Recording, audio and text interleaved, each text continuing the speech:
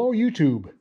Work on my 1976 F150 project continues. I've got the ZF5 all done. It's ready to go in the truck. I've got the rear casting on there. I've got little ears on there now to bolt my rear mount onto instead of these that were broken off. This transmission is in really good shape. Taking it apart and putting it together really wasn't too bad a job. It was pretty.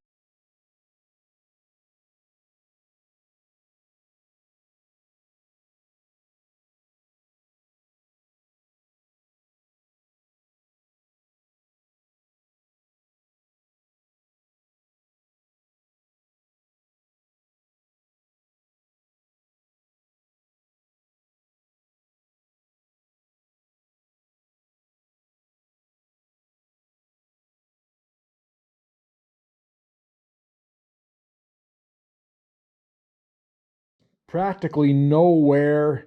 The shifter isn't worn. This, I think I got a real steal with this thing, just by needing a little bit of work, because it's in really nice shape.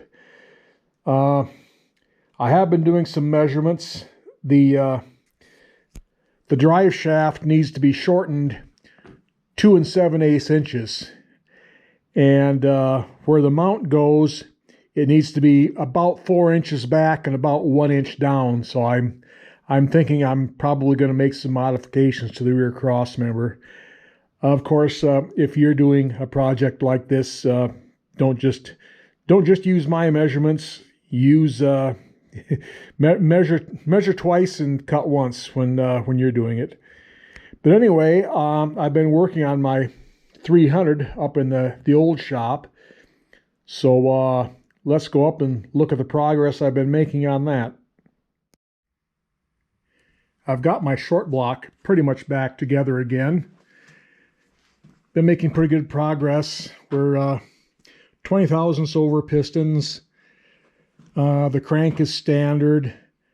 I'm putting it back together all stock, except for the camshaft. I did get a aftermarket high torque RV type camshaft. It's supposed to be good from 1500 to 4000 RPM. I'm using the stock intake and exhaust manifolds, so it's no sense going crazy with a big cam. And I've got the cylinder head here. I put all new valves in it, and then I bought all new valves and then reground the seats. I have a valve seat grinder, and I'm really happy with the way they turned out. Turned out pretty good. So now it's time to play Ford 300 6-cylinder trivia, which is a game you need to play if you're working on one of these things for the mid-1980s. Now, Ford put these engines in trucks for about 30 years because they're a great engine. They give good service. If you want something that'll do an honest day's work, this is good. Now, they did make a few changes to these things in the mid-1980s.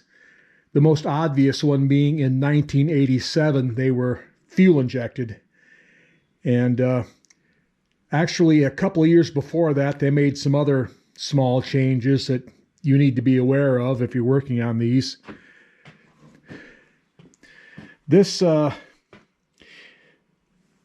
heads in 1984, all 1984 and earlier cylinder heads, the rocker arms were mounted on individual rocker studs.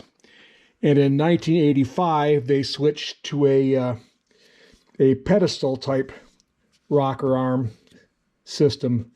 The bolts go in there, and each one gets bolted on. And when they made that switch, they changed the length of the valves. Not very much, but the valves are a little different length with these rockers. And this is still a carbureted engine, so it's got the same combustion chamber as everything from everything from here on back to when they started making them.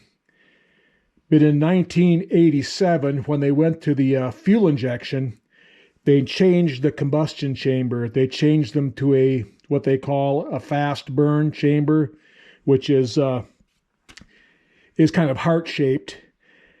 And they did that in 1997 and forward on the fuel injection engines.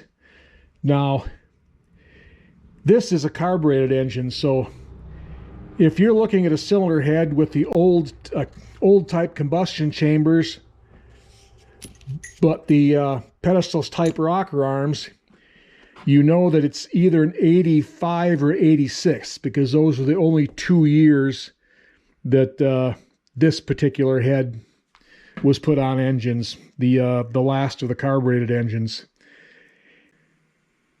Also in 1985, they changed the bore size in the block of where the cam bearings go in. Now these, in 85, they switched them to a newer style, and they did not change the journal diameter on the camshafts.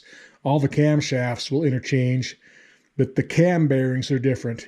Not much, but they are a little bit different. They do require a different set of cam bearings. And the 2 cam bearings on the end are different than the 2 in the middle. So that's just a little something you need to be aware of when you're working on these things. So I hope to get the engine together today yet.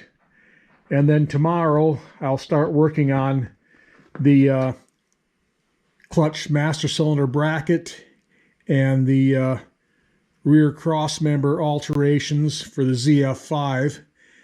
And I'll bring you along for that, and we'll see how that goes. So until then, everyone out there, have a good day.